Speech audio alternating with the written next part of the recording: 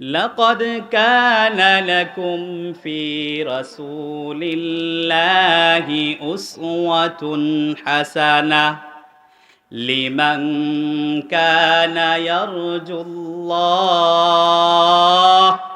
واليوم الآخرة وذكر الله كثيرا। হে আল্লাহকে অধিক অধিক স্মরণকারী, হে কিয়ামতের দিবসের ভয়কারী, হে আল্লাহর সাক্ষাৎ লাভের প্রত্যাশী, তুমি যেই পেশার হও না কেন, চাই তুমি শ্রমজীবী হও বা চাকরিজীবী হও, আইনজীবী হও কিংবা বুদ্ধিজীবী হও, তুমি যেই পেশার হও না কেন, চাই তুমি ডক্টর হও, ডাক্তার হও, ইঞ্জিনিয়ার হও বা টিচার হও, তুমি কৃষক হও বা শ্রমিক হও, আলেম হও, খতিব হও, ইমাম হও বা মুয়াজ্জিন হও,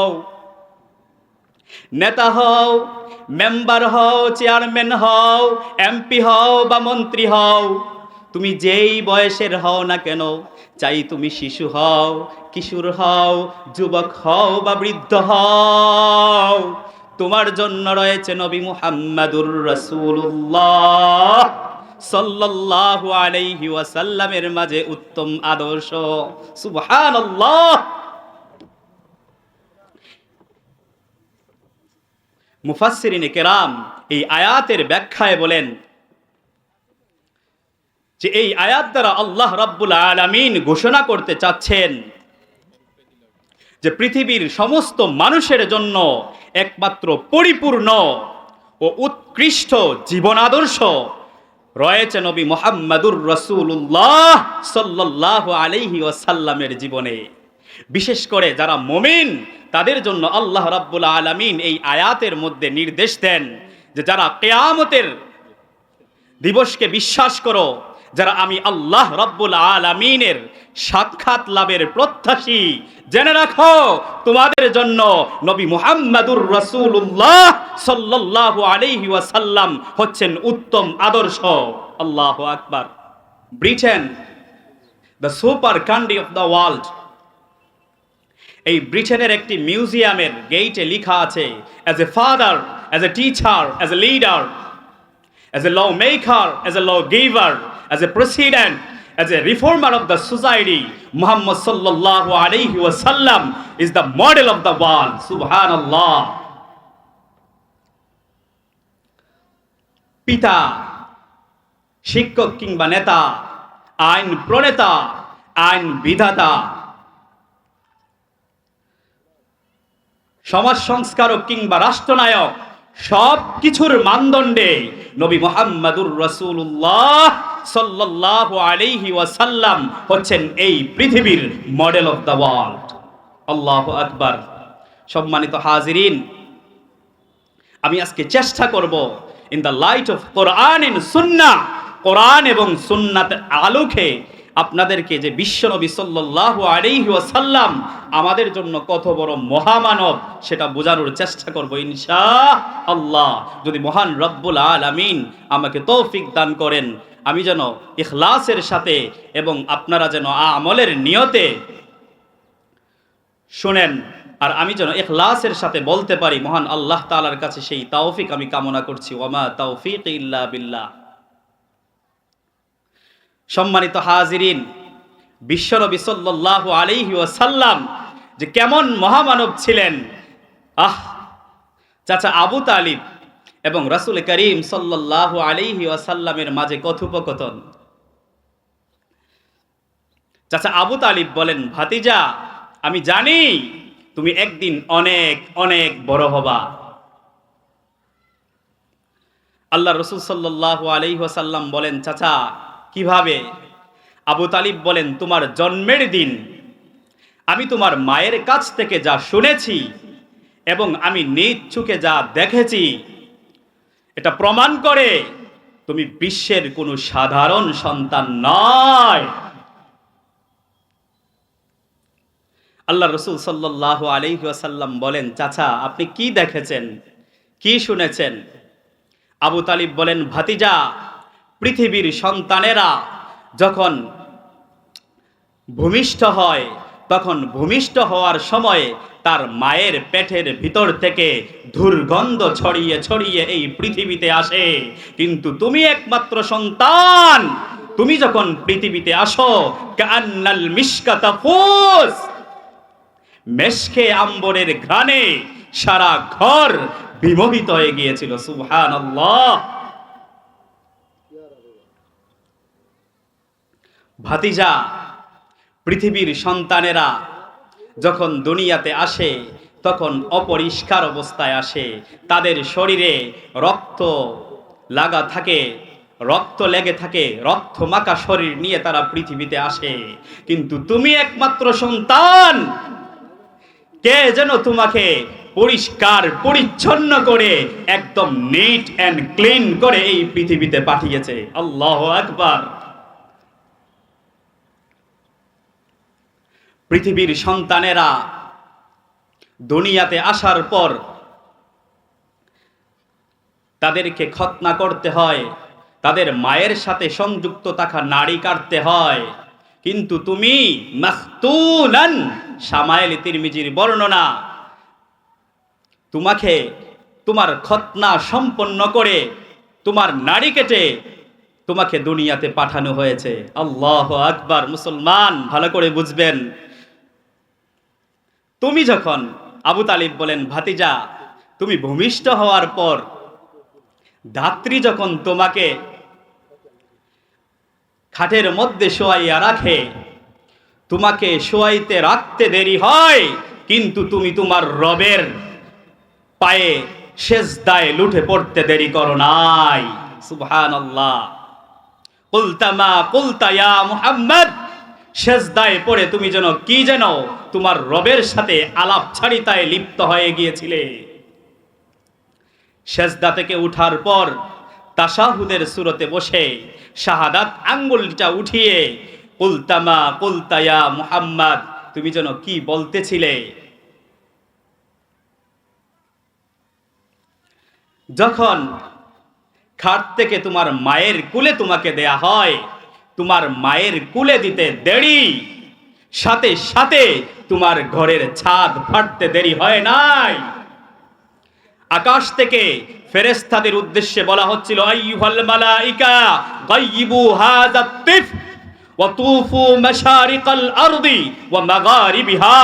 হে ফেরেশতাদের দল, এই সন্তানকে গায়েব করে দাও, তামাম পৃথিবীর east two West, north two south সবকিছু তোমরা তাকে ঘুরে বেড়াও, ঘুরে দেখাও। ওয়ারিফুহা ইলমাল আশজার ওয়ান নাবাত ওয়া তামামিল আশিয়া। এই পৃথিবীর যত জ্ঞান বিজ্ঞান এই শিশুর কলিজার মধ্যে ভরে দাও। সুবহানাল্লাহ। কেমন মহামানব ছিলেন আল্লাহর রাসূল সাল্লাল্লাহু আলাইহি ওয়াসাল্লাম। আবু তালিব বলেন, ভাতিজা, তুমি যখন একদিনের সন্তান, তখন তোমাকে পূর্ণিমার চাঁদের নিচে শোয়া দেওয়া হয়েছিল। তখন আমি দূর থেকে অবলোকন করলাম যে পূর্ণিমার চাঁদটা আস্তে আস্তে তোমার দিকে ঝুঁকে পড়ছে। হাদিসের ভাষায় খাশিতু আন ইয়াকা আলাইক, আমি ভয় করছিলাম যে আকাশের চাঁদটা মনে হয় তোমার উপর পড়ে যাবে। কিন্তু না, তুমি একদিনের সন্তান, তুমি তোমার কচি হাত আর পা দিয়ে তুমি এরকম নাড়াচ্ছিলে, আর আকাশের চাঁদ তোমার হাত আর পায়ের ইশারায় যেন ড্যান্সে লিপ্ত হয়ে গিয়েছিল। সুবহানাল্লাহ। এই ছিলেন আমাদের নবী মুহাম্মদ সাল্লাল্লাহু আলাইহি ওয়াসাল্লাম। আল্লাহর রাসূল সাল্লাল্লাহু আলাইহি ওয়াসাল্লাম বলেন, চাচা জানেন, আন্নাল কমারা ইউহাকিনি ওয়া ইউগান্নিনি ওয়া ইয়ানুমুনি। হে চাচা জানেন, আকাশের চাঁদ আমাকে নিয়ে খেলতো, আমাকে গান গাইয়ে শোনাতো, আমাকে ঘুম পাড়িয়ে দিত। আল্লাহু আকবার। এই ছিলেন আমাদের নবী, শিশু নবী মুহাম্মদ সাল্লাল্লাহু আলাইহি ওয়াসাল্লাম। সম্মানিত হাজিরিন, আমি ওই দিকে যাচ্ছি না।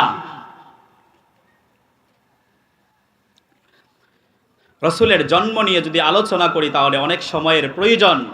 আমি যেই জিনিসটা আজকে আপনাদের বোঝানোর চেষ্টা করব, যে এমন একজন মহামানব আল্লাহ রাব্বুল আলামিন আমাদের জন্য দিয়েছিলেন, যেই মহামানবকে আল্লাহ সুবহানাহু ওয়া তাআলা গোটা মানব জাতির জন্য মডেল এবং আদর্শ বানিয়েছিলেন। সুবহানাল্লাহ।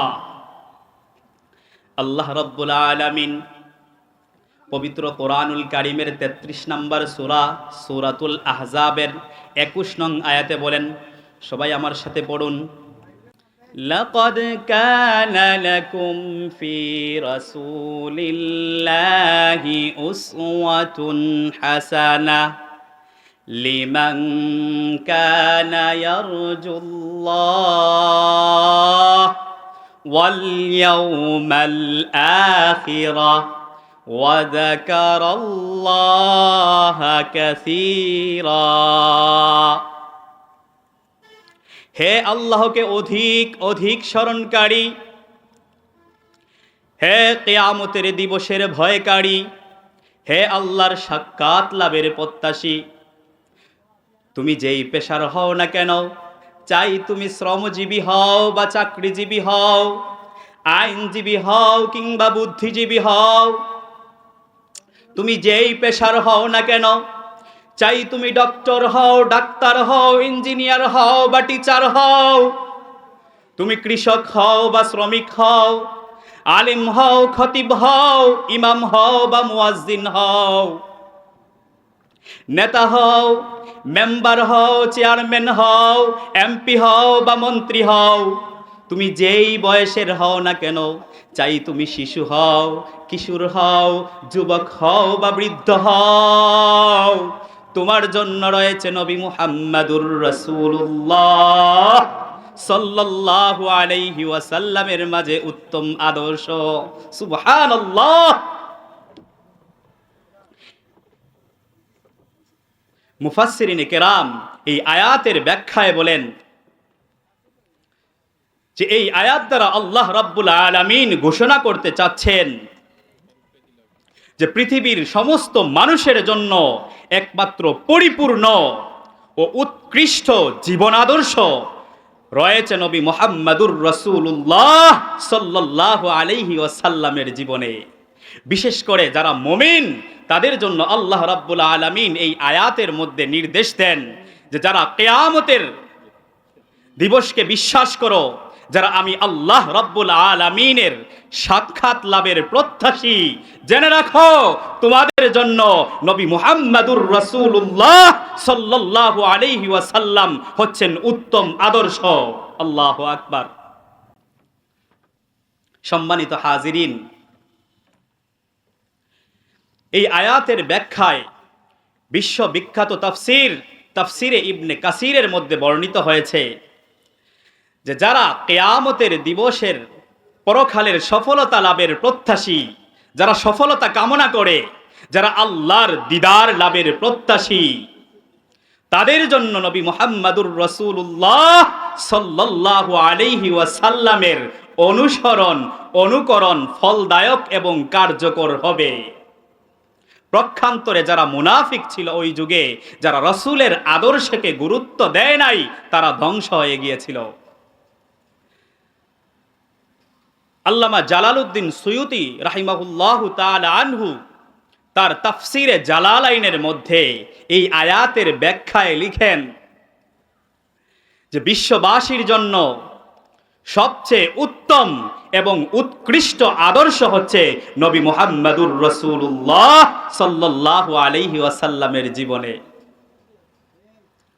আরেকটা তাফসির অনেক প্রসিদ্ধ, তাফসিরে মারিফুল কোরআনের লেখক মুফতি শফি রাহিমাহুল্লাহু তাআলা আনহু এই আয়াতের ব্যাখ্যায় লেখেন,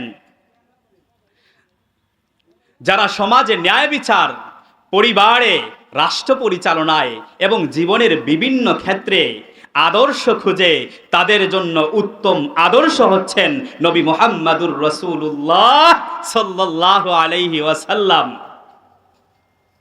সম্মানিত হাজিরিন, মুফাসসিরিনে কেরাম এই আয়াতের তাফসিরে উত্তম আদর্শ বলতে রাসূল করিম সাল্লাল্লাহু আলাইহি ওয়াসাল্লামের মানবীয় আদর্শকে বোঝানোর চেষ্টা করেছেন। মানবীয় আদর্শ বুঝিয়েছেন। এখানে ধর্মীয় আদর্শ, শুধুমাত্র ধর্মীয় আদর্শ উদ্দেশ্য নয়। তোমার ব্যক্তি জীবনে, সমাজে, রাষ্ট্র পরিচালনায়, আইন প্রণয়নে, রাষ্ট্র ব্যবস্থায়, ইবাদতে, চরিত্রে, শত্রুতা ও বন্ধুতায়, সব কিছুতে রাসূল করিম সাল্লাল্লাহু আলাইহি ওয়াসাল্লামকে জীবনের উত্তম আদর্শ মানতে হবে। রাসূল করিম সাল্লাল্লাহু আলাইহি ওয়াসাল্লামের আদর্শকে জীবনে বাস্তবায়ন করতে হবে। যদি আপনি আপনার জীবনে রাসূল করিম সাল্লাল্লাহু আলাইহি ওয়াসাল্লামের আদর্শ বাস্তবায়ন করতে পারেন, তাহলে আপনি হচ্ছেন প্রকৃত মুমিন, প্রকৃত ঈমানদার। আর আপনি যদি শুধুমাত্র ইবাদতে আল্লাহর রাসূলকে অনুসরণ করলেন, কিন্তু ব্যক্তি জীবনে করেন নাই, সামাজিক জীবনে করেন নাই, পারিবারিক জীবনে করেন নাই, আইন প্রণয়নে করেন নাই, রাষ্ট্র ব্যবস্থায় করেন নাই, তাহলে রাসূলকে পরিপূর্ণ অনুসরণ করা যাবে না, হবে না। কশ্চিনকালেও আপনি রাসূলের খাঁটি উম্মত হতে পারেন না। সম্মানিত হাজিরিন, এই আয়াতের ব্যাখ্যায় পৃথিবীর যত মুফাসসিরিনে কেরাম আছেন, সবাই বলছেন যে এক কথায় মুঠা দাগে হচ্ছে, যদি আপনি ইসলামকে পরিপূর্ণ কমপ্লিটলি মানতে চান, তাহলে আপনার জন্য নবী মুহাম্মদুর রাসূলুল্লাহ সাল্লাল্লাহু আলাইহি ওয়াসাল্লামের আদর্শকে আপনার জীবনের প্রতিটি সেক্টরে বাস্তবায়ন করতে হবে।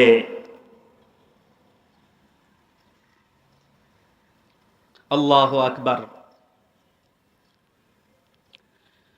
রাসূল সাল্লাল্লাহু আলাইহি ওয়াসাল্লামের আদর্শকে শুধুমাত্র মুসলমান না, এই পৃথিবীর কাফের মুশরিকরা আমাদের প্রিয় নবী মুহাম্মদুর রাসূলুল্লাহ সাল্লাল্লাহু আলাইহি ওয়াসাল্লামের আদর্শের এবং শ্রেষ্ঠত্বের স্বীকৃতি দিতে বাধ্য হয়েছে। আল্লাহু আকবার। বিখ্যাত নোবেল বিজয়ী আইরিশ নাট্যকার জর্জ বার্নার্ড শো, তিনি বলেন, I believe that if a man like him were to assume the dictatorship in the modern world, he would succeed in the much needed peace and happiness.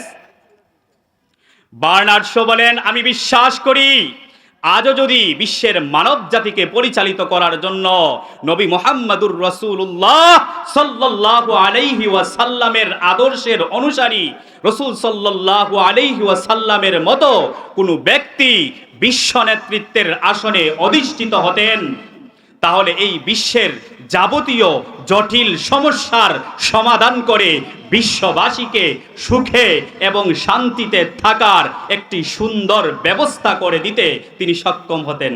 সুবহানাল্লাহ।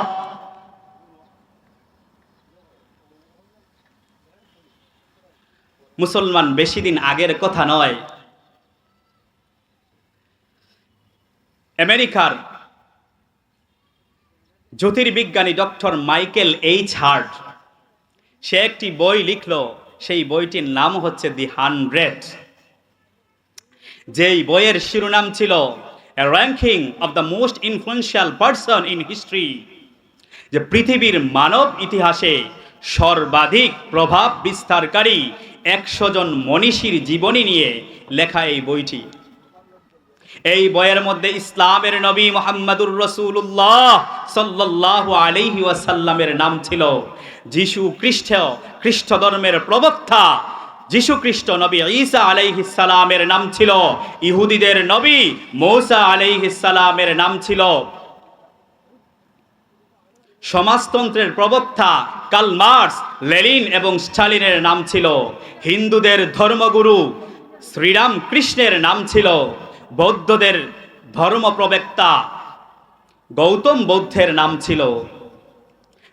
পৃথিবীর বিখ্যাত বিজ্ঞানী sir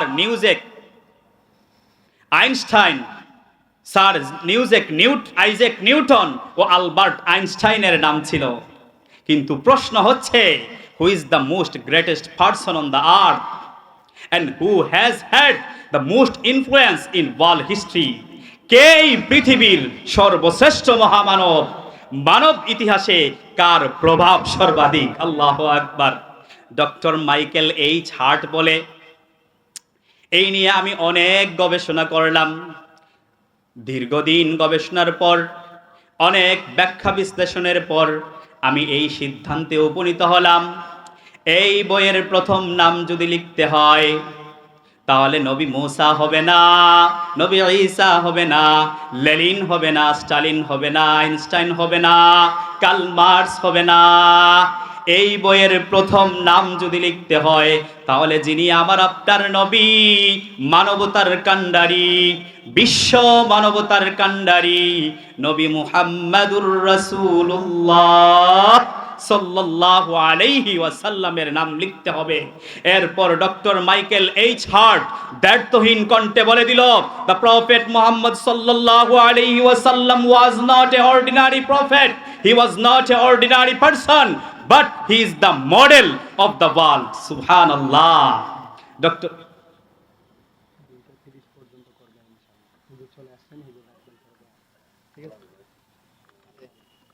doctor Michael H Hart বলে, doctor Michael H Hart বলে, মুহাম্মদ সাল্লাল্লাহু আলাইহি ওয়াসাল্লাম শুধুমাত্র একজন অর্ডিনারি পারসন না, তিনি শুধুমাত্র একজন সাধারণ নবী না, বরং তিনি হচ্ছেন সমগ্র বিশ্ব মানবতার মডেল অফ দ্য ওয়ার্ল্ড। সুবহানাল্লাহ। এরপর আরো মজার কথা, ডক্টর মাইকেল এইচ হার্ট বলে, আমার অনেক সমালোচক, অনেক খ্রিস্টান সমালোচক সমালোচনা করে বলেন, এজ এ খ্রিস্টান হিসাবে আপনি তো নবী ঈসার নাম প্রথমে দেওয়ার কথা ছিল। আমি তাদের সমালোচনার জবাবে বলি, আমি দীর্ঘদিন ব্যাখ্যা বিশ্লেষণ করে দেখেছি যে মুহাম্মদ সাল্লাল্লাহু আলাইহি ওয়াসাল্লাম ইসলামের জন্য যেই খেদমত করে গিয়েছেন, যেই অবদান রেখে গিয়েছেন, যীশু খ্রিস্ট খ্রিস্টান ধর্মের জন্য এবং তার সহযোগী সেন্ট পল, দুইজন মিলে নবী মুহাম্মাদুর রাসূলুল্লাহ সাল্লাল্লাহু আলাইহি ওয়াসাল্লামের ধারে কাছেও পৌঁছাতে পারে নাই। আল্লাহু আকবার। মুসলমান, এই নবী আল্লাহ রাব্বুল আলামিন আমাদেরকে দান করেছিলেন। তিনি শুধুমাত্র কোনো সাধারণ নবী নয়, তিনি ছিলেন গোটা মুমিন জাতির জন্য বিশেষ নিয়ামত।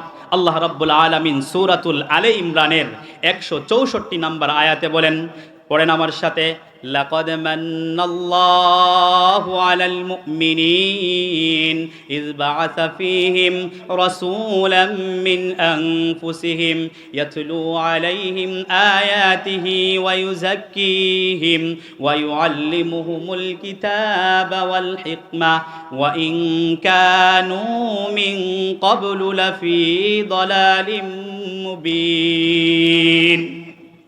আল্লাহ রাব্বুল আলামিন সূরাতুল আলে ইমরানের 164 নং আয়াতে বলেন, লাকাদ মান্নাল্লাহু আলাল মুমিনিন, আল্লাহ রাব্বুল আলামিন মুমিনদের উপর বড় অনুগ্রহ করেছেন, মহান অনুগ্রহ করেছেন।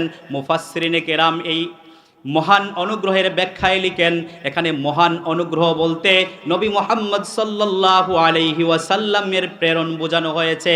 কারণ নবী মুহাম্মদ সাল্লাল্লাহু আলাইহি ওয়াসাল্লাম যদি এই পৃথিবীতে আগমন না করতেন তাহলে মুসলমানরা ঈমান লাভ করতে পারতো না, মুসলমানরা জান্নাতে যেতে পারতো না, মুসলমানরা জাহান্নামের আগুন থেকে বাঁচতে পারতো না। সুতরাং নবী মুহাম্মদ সাল্লাল্লাহু আলাইহি ওয়াসাল্লামের আগমন হচ্ছে মুসলমানদের জন্য আল্লাহর পক্ষ থেকে বিশেষ নিয়ামত। ইয বাআসা ফীহিম রাসূলাম মিন আনফুসিহিম, যে তিনি তাদের মধ্য থেকে একজন নবী পাঠিয়েছেন। মিন আনফুসিহিমের ব্যাখ্যায় মুফাসসিরিনে কেরামরা বলেন মিন জিনসিহিম, অর্থাৎ তাদের জাতি থেকে, আরব জাতি থেকে আল্লাহ রাব্বুল আলামিন নবীকে পাঠিয়েছিলেন। ফলে আরবরা রাসূল সাল্লাল্লাহু আলাইহি ওয়াসাল্লামের ভাষা বুঝত, আর রাসূল সাল্লাল্লাহু আলাইহি ওয়াসাল্লামও আরবদের ভাষা এবং সংস্কৃতি বুঝতেন। ফলে তাদের জন্য হেদায়েত কবুল করাটা সহজ হয়েছিল। আল্লাহু আকবার। ইয়াতলু আলাইহিম আয়াতিহি ওয়া ইউযাক্কিহিম ওয়া ইউআল্লিমুহুমুল কিতাবা ওয়াল হিকমা ওয়া ইন কানু মিন ক্বাবলু লাফী দালালিম মুবিন। আল্লাহর রাসূল সাল্লাল্লাহু আলাইহি ওয়াসাল্লাম 4টি মিশন নিয়ে পৃথিবীতে এসেছিলেন। এক নম্বর হচ্ছে ইয়াতলু আলাইহিম আয়াতিহি, আয়াতিহির ব্যাখ্যায় বলা হচ্ছে আল্লাহর কোরআন। আল্লাহর রাসূল সাল্লাল্লাহু আলাইহি ওয়াসাল্লাম মানব জাতিকে শাব্দিক কোরআনের আয়াত পড়ে শোনাতেন এবং অর্থগত এর প্রয়োগ করতেন। এর ব্যাখ্যা এসেছে ওয়ায়ুযাক্কিহিম আয় ওয়া ইউতাহহিরুহুম আনিশ শিরকি ওয়াল কুফরি ওয়াল আখলাকির রাজিলা, অর্থাৎ মানুষকে আল্লাহর রাসূল সাল্লাল্লাহু আলাইহি ওয়াসাল্লাম কুফর, শিরিক এবং মন্দ স্বভাব থেকে পবিত্র করতেন। এটা হচ্ছে রাসূলের দ্বিতীয় মিশন। ওয়া ইউআল্লিমুহুমুল কিতাবা ওয়াল হিকমা, আর রাসূলের তৃতীয় এবং চতুর্থ মিশন হচ্ছে আল্লাহর রাসূল সাল্লাল্লাহু আলাইহি ওয়াসাল্লাম কোরআনের শিক্ষা দিতেন এবং হিকমা দ্বারা উদ্দেশ্য হচ্ছে সুন্নাহ শিক্ষা দিতেন উম্মতদেরকে। এরপর রব্বুল আলামিন বলেন ওয়া ইন কানু মিন ক্বাবলু লাফি দালালিম মুবিন, যে ইতিপূর্বে সেই আরব জাতি পথভ্রষ্টতার মধ্যে ছিল। তাফসিরের কিতাবের মধ্যে আসছে ফি দালালিন ওয়াদিহিন আনিল হুদা ওয়ার রাশাদ, যে তারা হেদায়েত গ্রহণ এবং সৎপথ থেকে অনেকটা বিচ্যুত হয়ে গিয়েছিল। এই আয়াত অংশ দ্বারা আল্লাহর রাসূল আল্লাহ রাব্বুল আলামিন বোঝাতে চেয়েছেন যে হে আরব জাতি শোনো, আমার রাসূল তোমাদের জন্য কত বড় নিয়ামত, যে আল্লাহর রাসূল সাল্লাল্লাহু আলাইহি ওয়াসাল্লাম এই পৃথিবীতে আগমনের পূর্বে তোমরা ছিলে পথভ্রষ্ট জাতি, আর রাসূল আসার পরে আমি আল্লাহ তোমাদেরকে এই পৃথিবীর শ্রেষ্ঠ জাতিতে রূপান্তর করে দিয়েছি।